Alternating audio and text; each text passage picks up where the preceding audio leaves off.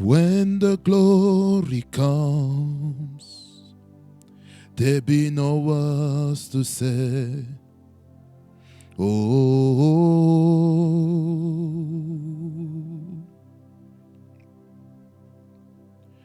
Quand ta gloire revient, il n'y aura pas de mots. Hey, quand ta gloire revient, il n'y aura pas de mots.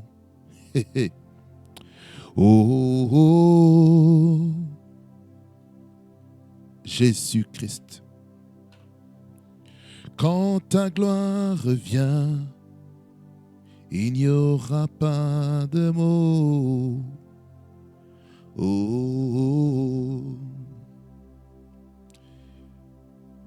Père Dieu de grâce, je te remercie, je te loue, Seigneur, toi le guide parfait. Le Dieu qui permet, Seigneur, de me retrouver dans ta présence, afin que, Seigneur, ce temps soit favorable. Digne es-tu, agneau de Dieu.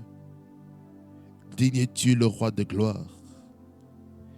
L'Éternel fort et puissant.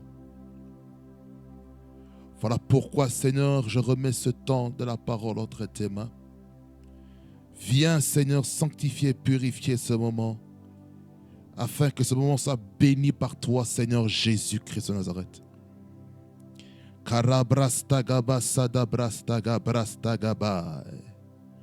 Oint ton serviteur, oint le prédicateur, afin de communiquer ta parole comme il se doit, au nom puissant de Jésus-Christ. Que toute la gloire, le règne, la majesté te reviennent, au nom de Jésus. Amen. Shalom à tous, bienvenue dans le Seigneur. Soyez les bienvenus ici sur Rema Frequency TV, le réseau de la gloire de Dieu. Là où est-ce que l'Esprit de Dieu règne, là où est-ce que Dieu nous fait beaucoup du bien, là où est-ce que nous sommes visités, là où est-ce que nous sommes restaurés, là où est-ce que nous sommes enseignés, là où est-ce que nous sommes instruits dans sa sainte présence. En tout cas, je suis convaincu d'une chose, que Dieu va vous parler afin que nous puissions être enrichis de plusieurs choses. Amen. Nous allons ouvrir nos Bibles dans Matthieu chapitre 1er, verset 1er à 17. Ensuite, nous allons prendre Galates chapitre 4, verset 1er à 7 pour ce texte-ci. Nous lisons la parole, nous lisons. Généalogie de Jésus-Christ, fils de David, fils d'Abraham. Abraham engendra Isaac. Isaac engendra Jacob. Jacob engendra Judas et ses frères. Judas engendra de Tamar, Pérez et Sarah. Pérez engendra Esrom. Esrom engendra Aram. Aram engendra Aminadab. Aminadab engendra Nasson. Nasson engendra Salmon. Salmon engendra Boaz de Rahab. Boaz engendra Obed de Ruth. Obed engendra Isaïe. Isaïe engendra David. Le roi David engendra Salomon de la femme d'Uri. Salomon engendra Roboam. Roboam engendra Abia. Abia engendra Asa. Asa engendra Josaphat. Josaphat engendra Joram. Joram engendra Osias. Osias engendra Jotam. Jotam engendra Akas. Akas engendra Ézéchias. Ézéchias engendra Manassé. Manassé engendra Amon. Amon engendra Josias. Josias engendra Jéconia et ses frères au temps de la déportation de Babylone. Après la déportation de Babylone, Jéconia engendra Salatiel. Salatiel engendra Zorobabel. Zorobabel engendra Abihu. Abihu engendra Eliakim. Eliakim engendra Assor. Assor engendra Sadok. Sadok engendra Hakim. Hakim engendra Eliud. Eliud engendra Éléazar. Éléazar engendra Matan. Matan engendra Jacob. Jacob engendra Joseph, l'époux de Marie, de laquelle est né Jésus, qui est appelé Christ. Il y a donc en tout 14 générations depuis Abraham jusqu'à David, 14 générations depuis David jusqu'à la déportation à Babylone et 14 générations depuis la déportation à Babylone jusqu'à Christ. Amen. Galates chapitre 4, verset 1er à 17.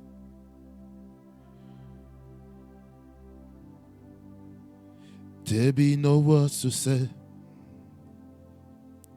Oh. La Bible dit ceci.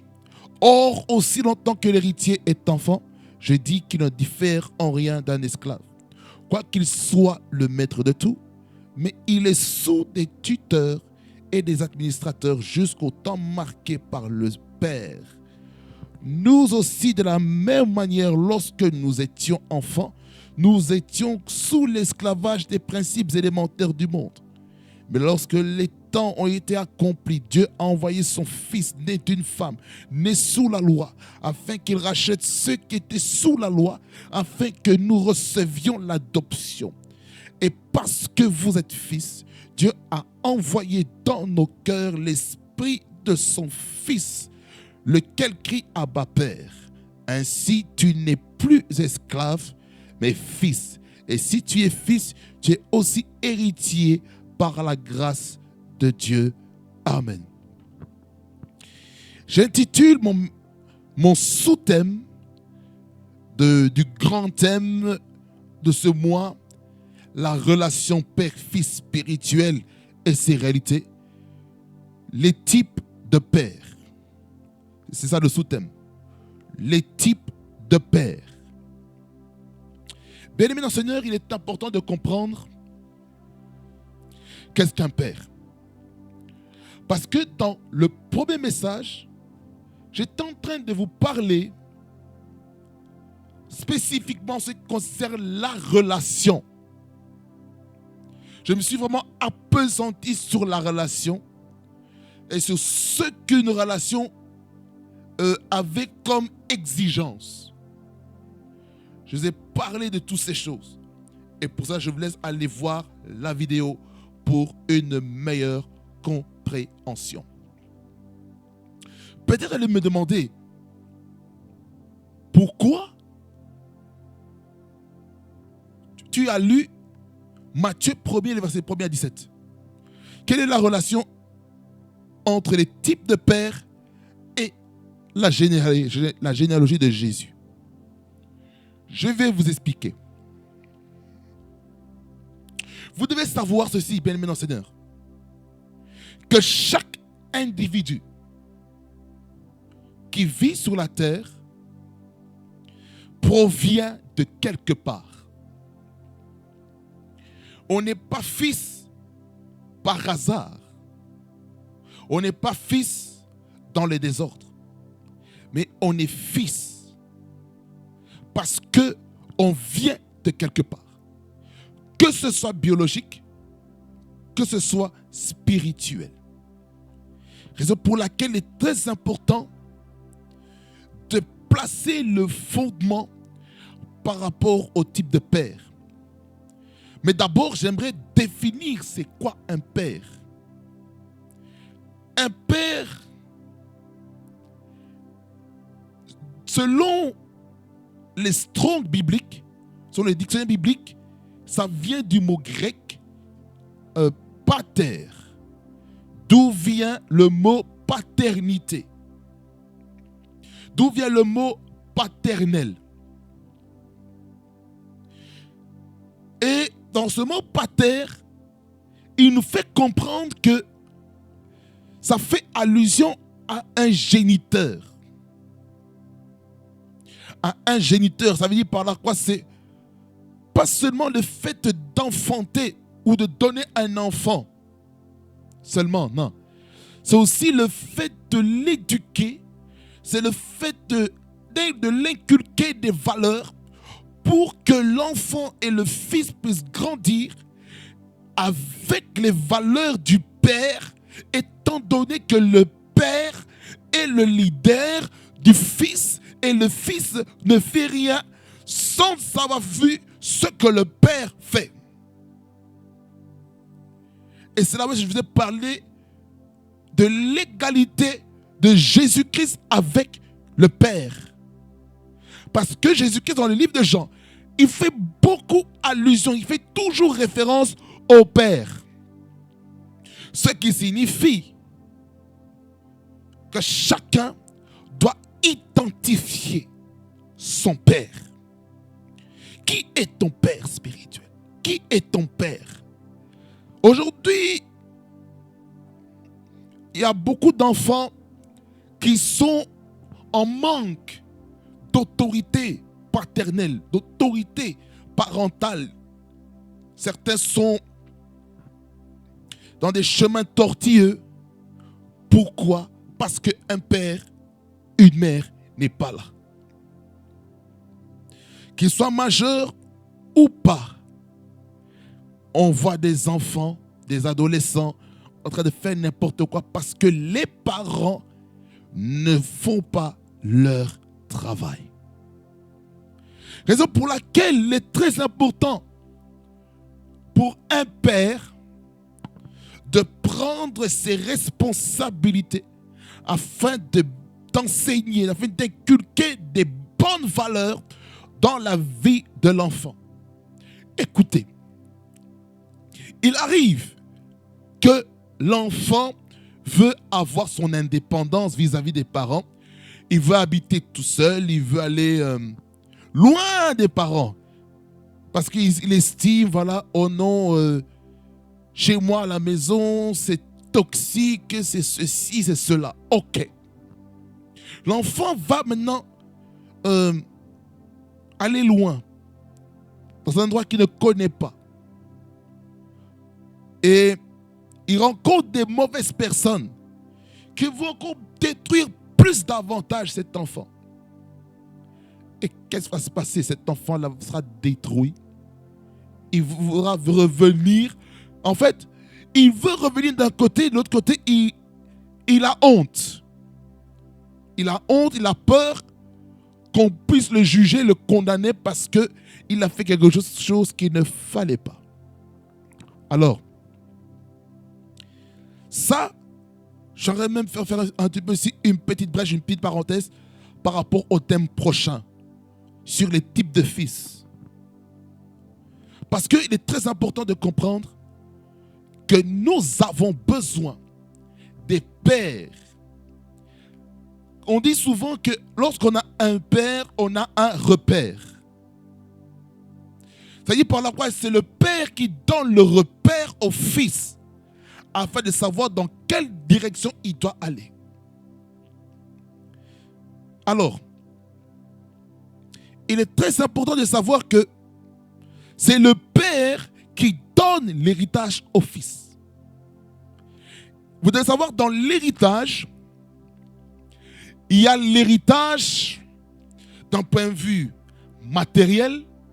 Quand je parle de matériel, ça veut dire que ce sont les finances, ça peut être de l'argent, ça peut être des biens, ça peut être une propriété, ça peut être n'importe quelle chose qui est tangible.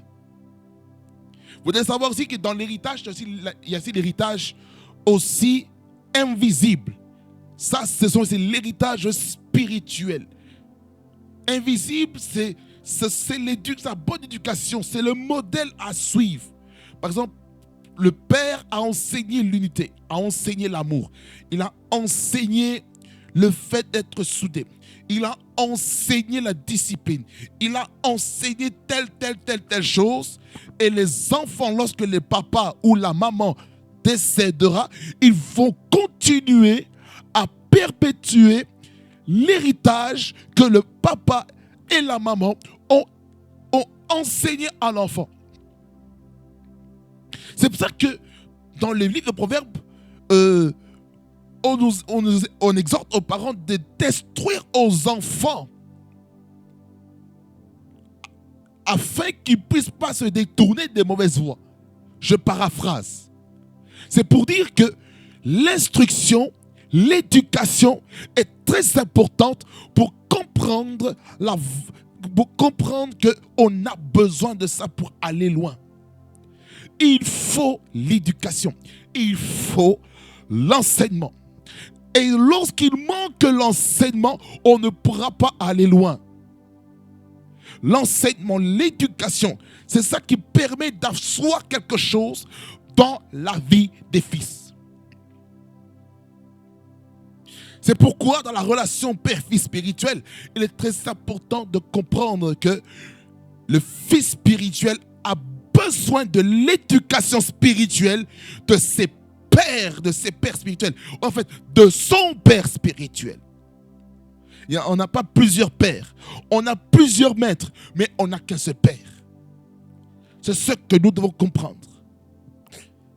C'est pourquoi Dieu nous fait comprendre dans Hébreux 7:7 qui dit que l'inférieur est béni par le supérieur. Ce qui revient à dire ceci, que dans la relation père-fils spirituelle, le père confère la bénédiction sur le fils. Le fils est inférieur au père. Mais il peut arriver que le fils devienne comment on dit? En anglais, j'aime comme on dit, collaborateur. C'est-à-dire un partenaire d'œuvre. Celui qui travaille au même niveau que le père, mais il faut qu'il sache qu'il n'est pas supérieur au père, mais ils collaborent ensemble pour un meilleur rendement, pour une productivité dans les choses de Dieu. Alors, il est très important de comprendre ça, que le père a un poids sur la vie du fils. Il pèse sur la balance. C'est-à-dire que le père, lorsqu'il prononce des paroles, ces paroles auront des effets, soit positifs, soit négatifs. Il y a des personnes qui ont prononcé des mauvaises paroles dans le secret et qui ont commencé à affecter le fils là où est-ce qu'il est. Pourquoi? Parce qu'il n'y a pas eu de réconciliation entre le père et le fils. Alors, le père, il y en a dans sa typologie. Il y a différents types de pères. Il y a différents types de pères que Dieu nous donne. Alors, je vais aller définir un petit peu les différents types de pères qu'il y a. Le premier type de père que Dieu nous donne, c'est le Père céleste. Le Père céleste. Le Père céleste, c'est Dieu le Père. C'est pourquoi dans Matthieu 6:9, il dit, dans la prière de notre Père, qui dit, notre Père, qui est où? Qui n'est pas sur la terre, qui est aux cieux. Que ton nom soit sanctifié. Donc ça veut dire par là quoi? Que notre relation en tant que fils doit se faire avec le Père céleste. Comment on entretient la relation avec le Père céleste? C'est dans la prière, dans l'intercession, dans la lecture, dans l'étude et la méditation de la parole de Dieu. Ça, on entretient notre relation. On entretient aussi la relation en jeûnant aussi. Le jeûne aussi permet aussi d'entretenir une relation avec Dieu afin aussi d'écouter minutieusement la voix du Père Céleste. Et qui dit Père Céleste parle de Jésus, parle aussi du Saint-Esprit. On parle ici aussi de la Trinité. Parce que le Saint-Esprit habite en nous. Et lorsque nous prions le Père, en sachant que nous avons le Saint-Esprit en nous, le Saint-Esprit qui est en nous, nous permet par notre esprit de se connecter au Père Céleste. C'est pourquoi, lorsque nous prions le Seigneur dans le secret, on sent sa main sur nous. On sent l'onction sur nous. On se met à pleurer dans sa présence. Pourquoi? Parce que nous sommes connectés au Père Céleste. C'est pour dire ceci, que lorsqu'on a le Père en nous, lorsqu'on a le Saint-Esprit en nous, le Saint-Esprit nous aidera à être sensibles à son esprit, à être sensibles aux directives que le Père Céleste va nous donner.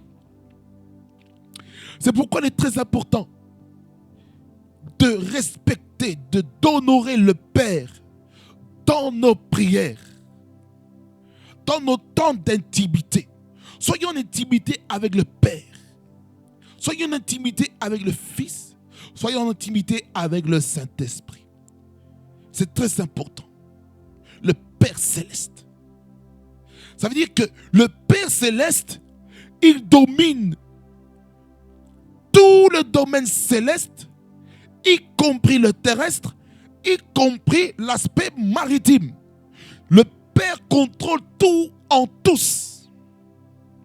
Alors, il est important de comprendre que lorsqu'on a le Père en nous, lorsque le Père établit une connexion, une relation avec nous, c'est un privilège. C'est pourquoi nous devons toujours garder l'intimité avec le Père Céleste. La deuxième chose, deuxième type de Père, c'est le Père spirituel. Le Père spirituel est la personne avec qui tu as une relation étroite avec ton Père. Ça veut dire par là quoi? Le Père spirituel est la couverture de son Fils. La couverture spirituelle. Je m'explique. En tant qu'individu, vous pouvez prier autant d'heures que vous voulez dans le lieu secret. Mais il va arriver un moment que vous sentez comme des limitations dans vos vies de prière. Pas parce que vous priez mal, mais vous priez bien. Mais les forteresses, les principautés de la ville, de la province, du pays est en train de vous combattre et vous avez besoin d'une autorité spirituelle, vous avez besoin d'une onction supérieure par rapport à vous, afin de prier pour vous, afin de vous couvrir, afin de vous donner de l'énergie et l'équipement nécessaire pour faire face à ces principautés qui contrôlent le territoire où vous vous trouvez. Aujourd'hui, on combat beaucoup les pères spirituels. On combat beaucoup la relation père-fils spirituel. Parce que il n'y a pas beaucoup d'enseignements par rapport à la relation père-fils spirituel. Il faut enseigner. Il faut enseigner par rapport à cette thématique du père spirituel avec son fils spirituel. Qui est ton père spirituel? Qui est-il? Vous savez, on verra ton père spirituel par ta manière de prêcher, ta manière d'enseigner, ta manière de réfléchir, ta manière d'agir, ta manière de travailler par la structure que tu mets en place afin d'avoir de l'efficacité dans tout ce que tu dois faire. Le Père spirituel. Ça dit par là quoi? Lorsqu'on parle encore de Père, je reviens encore. Le Père est porteur aussi d'une ADN, est porteur d'une identité marabasoko, une identité chakratumante krasurubuska, de l'ADN, l'identité dans le sang. Alors, lorsque on rencontre le Père spirituel, nous sommes en contact de son ADN spirituel. Nous sommes en contact avec l'état d'esprit qu'il porte afin que nous, les fils, nous puissions embrasser l'état d'esprit du Père spirituel afin que nous, qui sommes les fils spirituels, nous puissions agir comme le Père spirituel. C'est pourquoi dans le livre de Jean, le texte que je vous avais lu pour introduire ce mois, je vous ai dit quoi? Je vous ai dit que Jésus-Christ, il dit ceci, que comme le Père agit, moi aussi j'agis. Si le Père prie, moi aussi je prie. Si le Père délivre les captifs, moi aussi je libère les captifs. Si mon Père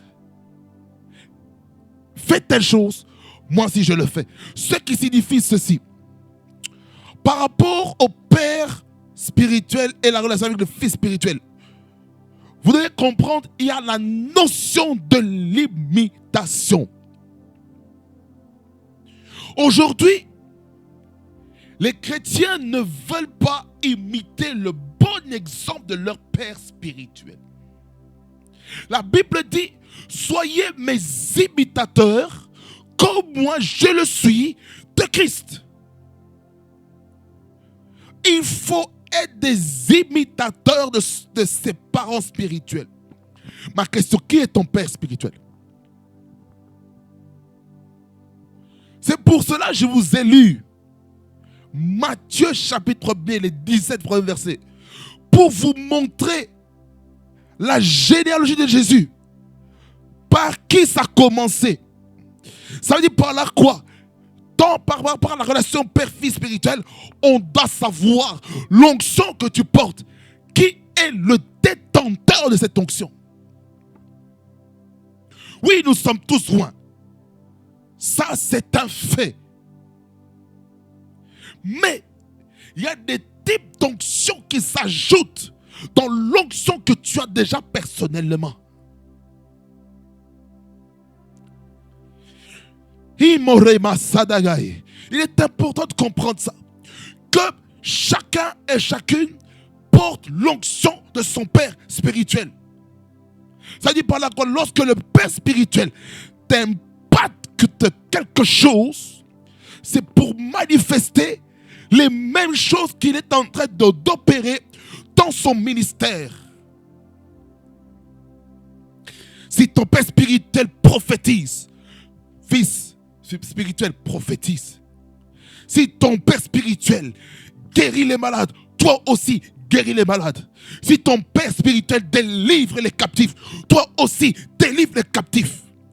Raison pour laquelle, lorsque le Père commence à prier, ne ferme pas tes yeux pendant les cultes. Ouvre les yeux, observe, regarde. Vous savez, je vais vous dire quelque chose. Quand je rencontre mon Père spirituel, écoutez-moi bien. Je ne prie pas les yeux fermés, non. Je prie avec les yeux ouverts. Pourquoi? Pendant que je suis en train de prier, je suis en train aussi d'apprendre comment il fonctionne. Afin que lorsque je serai dans la même position, dans la même situation que le Père, je dirais, voilà, j'ai vu le Père. Il a prié de telle manière. Et moi aussi, j'ai prié de la même manière. Et j'aurai le même résultat que le Père. Et donc pour laquelle, lorsque vous allez à l'église, ne priez pas tout le temps les yeux fermés. Non. Priez les yeux ouverts. Watch and pray. Veillez prier. Quand on dit veillez prier, ça veut dire quoi? Ça veut dire par là que tu pries et tu veilles. Tu regardes, tu as les yeux ouverts. Tu ne sais pas ce qui se passe. Ouvre tes yeux et prie. Tu pries et tu as les yeux ouverts. Parce que tu n'es pas obligé de prier et de fermer les yeux. Non. Ouvre tes yeux et prie. C'est bien de fermer les yeux. Ça t'aide à te concentrer. C'est bien. Ça t'aide à te concentrer pour tes besoins personnels. Maintenant, dans le cadre de l'enseignement, dans le cadre de l'éducation spirituelle, dans le cadre de l'apprentissage au ministère, il faut avoir les yeux ouverts.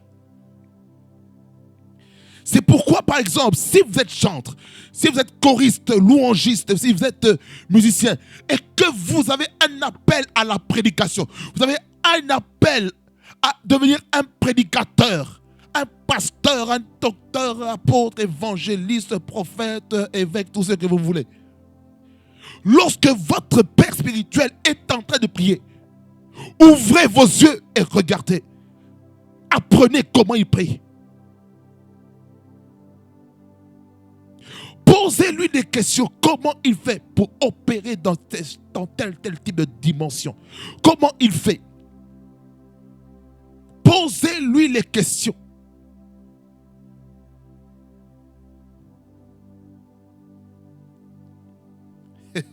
C'est important, bien aimé Seigneur, c'est très important. C'est très important d'avoir les yeux ouverts lorsque le Père spirituel commence à travailler dans les signes et les prodiges, les miracles, la démonstration de la puissance. Regarde comment il fait.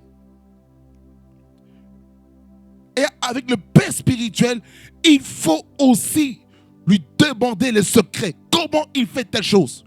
Ce qui signifie par là quoi, il faut s'approcher du Père pour savoir comment il fait pour fonctionner dans la dimension qui fonctionne actuellement. Comment il fait? Ça demande quoi?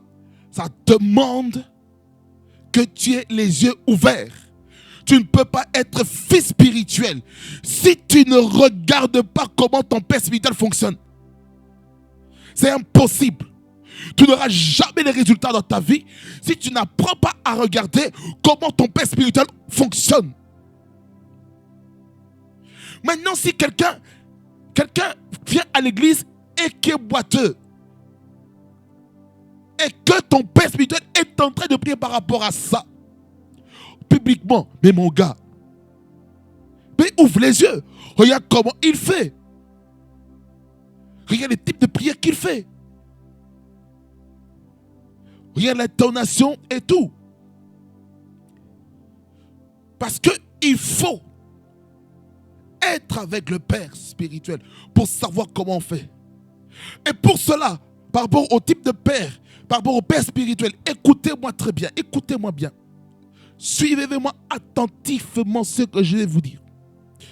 Il faut passer beaucoup de temps avec le Père spirituel sans manifester l'idolâtrie, mais venir avec une attitude de référence, une attitude de respect envers lui, sans pourtant l'idolâtrer. Ça veut dire par là quoi? Tu vas auprès de ton Père, tu le salues avec courtoisie, avec respect, avec les principes spirituels qui régissent les cieux pour agir devant lui, afin de lui poser des questions qui sont sensées, qui sont constructives, qui vont te permettre d'avoir des réponses comme il faut, afin que tu puisses emmagasiner ces choses, afin que tu puisses avoir la victoire, afin que tu puisses être équipé, aiguisé, car le fer aiguise le fer. Raison pour laquelle nous avons besoin du Père spirituel pour nous aiguiser, pour donner la forme qu'il faut pour que Dieu puisse travailler avec nous. Et lorsqu'on a le Père spirituel avec nous, nous sommes sûrs et certains que notre Père spirituel est notre coach et notre mentor pour nous amener quelque part. Parce qu'il faut que le Père spirituel nous amène quelque part pour nous amener dans une autre dimension avec Dieu. Et pour comprendre ça, il faut être en contact avec le Père spirituel. Il faut être en contact avec l'onction qu'il porte. Il faut savoir ceci, que les pères spirituels sont aussi équipés des ministères des anges redoutables. Et lorsqu'on demande l'onction de son père spirituel, en réalité, nous sommes en train de demander que les anges qui s'attachent à son ministère de venir auprès de nous, afin que nous allons invoquer au nom du Dieu de notre Père spirituel, que les choses se passent.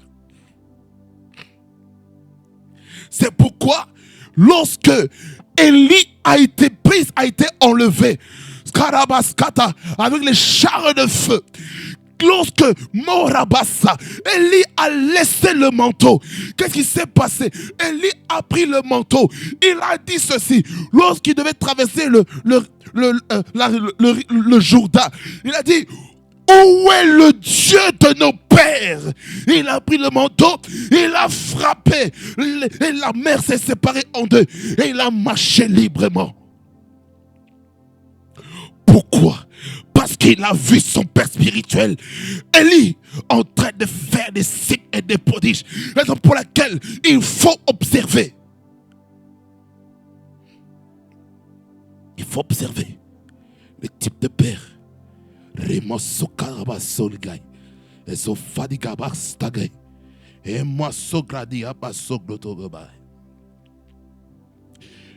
père spirituel. On peut avoir plusieurs maîtres. Les maîtres, ce sont des coachs. Ce sont des mentors. Mais on n'a qu'un seul père. Tu ne peux pas avoir plusieurs pères spirituels, ce n'est pas possible. Est-ce que toi, dans la dimension biologique, avec ton père biologique qui t'a engendré, avec ta maman par le moyen de la procréation sexuelle, est-ce que tu as eu plusieurs papas? Non, je ne pense pas. Tu as eu qu'un seul père, une seule mère qui t'a engendré, qui t'a fait grandir pour que tu deviennes à le niveau où est-ce que tu es.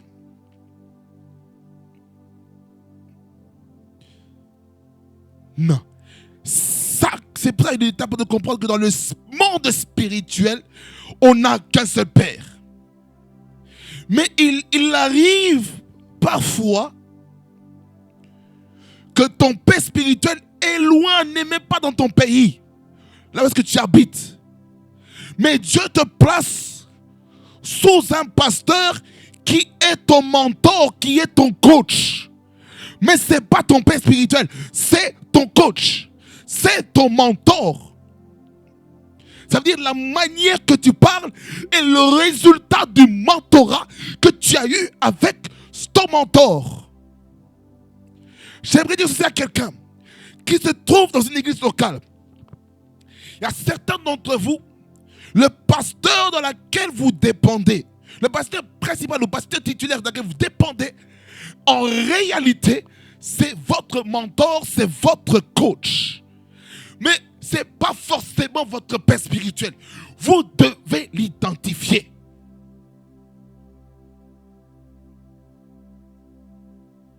Alors, dans la même lignée du père spirituel, j'aimerais parler du troisième type de père, le père dans la foi. Le père dans la foi, c'est celui qui t'a montré l'ABC de la vie chrétienne.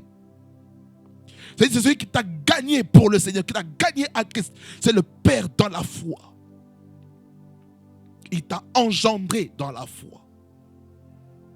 Lorsqu'on gagne des âmes et qu'on prend le temps de faire le travail d'affermissement avec eux, tu deviens pour eux un père dans la foi. Un père de la foi, tu n'as même pas besoin d'être un pasteur pour devenir un père dans la foi. Tu peux être un frère et Dieu te place comme un père pour cette âme. Parce que tu as une responsabilité. Et toi, le père de la foi, tu rends aussi des comptes aussi au père spirituel. Quatrième type de père, père de mouvement. Père de mouvement, c'est quoi? Ce sont des personnes qui ont impacté la société. Comme Martin Luther King, c'est un père de mouvement. Nelson Mandela, c'est un père de mouvement qui a mené la libération de l'apartheid en Afrique du Sud. Aux États-Unis, avec Abraham Lincoln, père de la nation. Il y a encore d'autres personnes, peut-être que je n'ai pas en tête. Mais ce sont des pères des mouvements. Il est important de les identifier. Ces pères de mouvement ils peuvent avoir un mouvement soit politique, ils peuvent avoir un mouvement au niveau sociétal, au niveau des groupuscules de personnes pour ramener la libération et de l'impact. Cinquièmement, père des nations et des villes. Ça veut dire ceci quoi, bien-aimé Seigneur? Vous avez été ordonné pour le ministère et vous êtes relâché pour aller œuvrer dans une ville ou dans un pays. Bien-aimé Seigneur, il est important d'identifier les pères des nations, les pères des villes. Il faut les identifier. Tu veux commencer par exemple le ministère, exemple, à Bruxelles. Qui est le père actuellement à Bruxelles? C'est qui?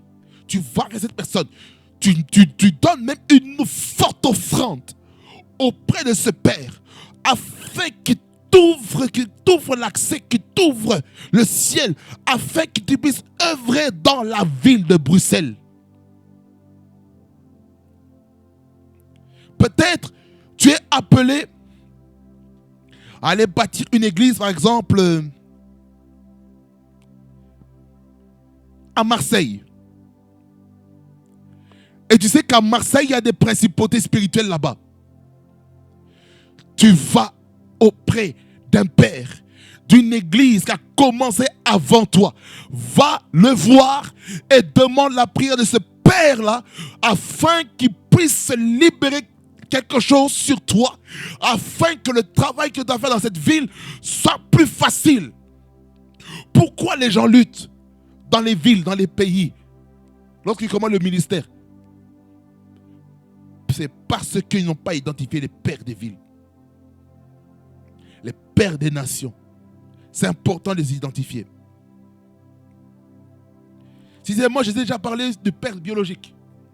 Le père biologique, c'est celui par qui on vient par la naissance de nos mères. Et ces choses se sont faites grâce à la relation intime que les parents biologiques ont eue et ils ont consenti sous le lit conjugal ou n'importe où.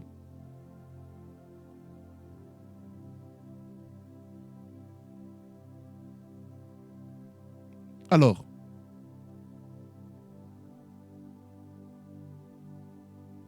le père biologique est celui qui détermine ton origine jusqu'à ton présent. Il te montre d'où tu viens. Au travers quoi? L'ADN. L'ADN te permet de savoir d'où tu viens.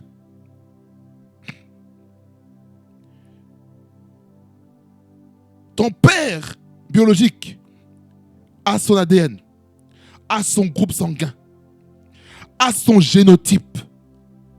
Et toi, tu es porteur aussi de son génotype, de son ADN, de son groupe sanguin. Le père biologique a aussi un caractère, un tempérament, une habitude qu'il fait, que toi, le fils, tu peux hériter, soit tant bien comme en mal. Mais le père biologique ne détermine pas ton avenir. Celui qui détermine ton avenir, c'est le père spirituel. C'est le père spirituel. qui détient l'architecture de ta vie spirituelle et de ton devenir pour l'avenir. Septièmement, on a le beau-père.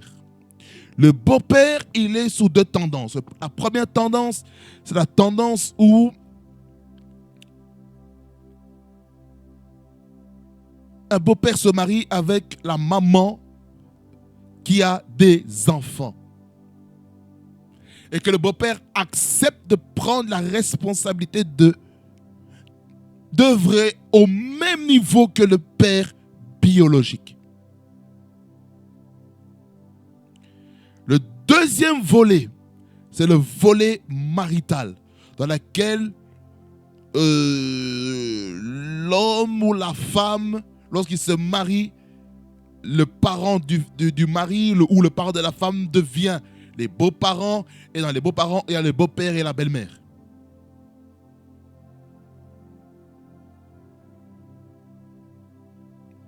Lorsque un beau-père n'est pas content de toi,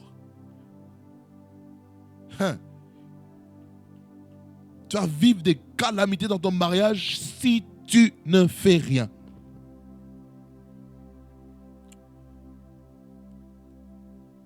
Huitième type de père, c'est le père adoptif. C'est un père qui te prend comme son fils. Par exemple, tu es orphelin ou orpheline, tu n'as plus de père, on t'a mis dans un orphelinat pour te nourrir et tout. Et maintenant, il y a peut-être un père ou une mère, ou un homme ou une femme qui est venu là, qui t'a vu et qui se dit, je vais adopter cet enfant, je le prends en charge. Je vais payer ses frais de scolarité. Cet enfant est mon enfant. Et pour cela, il y a maintenant des démarches administratives pour que cet enfant devienne son enfant, adoptivement parlant. Et cet enfant sera greffé dans la composition des ménages. Et le père qui a pris la responsabilité devient le chef du ménage. Mais en Belgique, maintenant, le chef du ménage, c'est celui qui est le plus âgé, qui est le chef du ménage. Ça n'a rien à voir au fait que c'est le père qui est le chef du ménage et puis la mère qui n'est pas. Non. Je ne sais pas si vous connaissez par rapport aux autres nations. Mais vous devez savoir que le père adoptif a la même puissance que le père biologique. Et on a aussi le père subrogatif. C'est quoi les pères subrogatifs? Ce sont des personnes qui sont ni pères, mais qui prennent la place de père. Ça peut être le grand frère. Le grand frère qui joue maintenant le rôle de père. Ça peut être l'oncle qui prend la responsabilité de père. Et pour cela, cet enfant qui a par exemple son grand frère qui prend maintenant la place du père, lorsque le père n'est pas là, lorsqu'on viendra épouser cette femme, sa petite sœur, écoutez-moi bien, cette petite sœur ne devra pas honorer son grand frère, pas comme son grand frère, mais aussi, elle devra aussi honorer comme son père. Parce que là, c'est double honneur. Parce que là, le grand frère va libérer des paroles qui vont peser sur la balance comme son père. En disant, voilà, je te donne ma bénédiction. Parce que la mort et la vie sont au pouvoir de la langue. Dit les Écritures dans le livre des Proverbes. Alors, lorsqu'on comprend cette réalité de père subrogatif, il est important de savoir que l'honneur est très important. Et le dernier type de père que nous avons, ce sont les parrains. Les parrains. Parrain de baptême, parrain de première communion ou de sainte seine, parrain de confirmation, parrain de mariage, parrain dans le dans le travail, parrain dans le ministère. Ce sont des personnes qui jouent un rôle par rapport à un domaine spécifique. Quelqu'un dit Amen? Quelqu'un dit Amen? Que le Seigneur vous bénisse abondamment et que vous puissiez discerner les types de pères qui se trouvent devant vous. Amen. Seigneur, merci pour ta parole. Sanctifie, purifie-la. Seigneur, éclaire quelqu'un par rapport au Père qui est la source, qui est l'origine de toutes choses, qui est le porteur d'une grande bénédiction, porteur de quelque chose de grand, pour nous introduire dans la grandeur, dans les hauteurs. Père, je prie que tu nous aides à comprendre cette réalité par rapport à ça, au nom de Jésus. Louange, honneur et majesté te reviennent, au nom de Jésus. Amen. Soyez bénis au nom de Jésus-Christ et que ça vous fasse beaucoup du bien. Et nous sommes ensemble en Jésus-Christ, notre Seigneur. Blessings.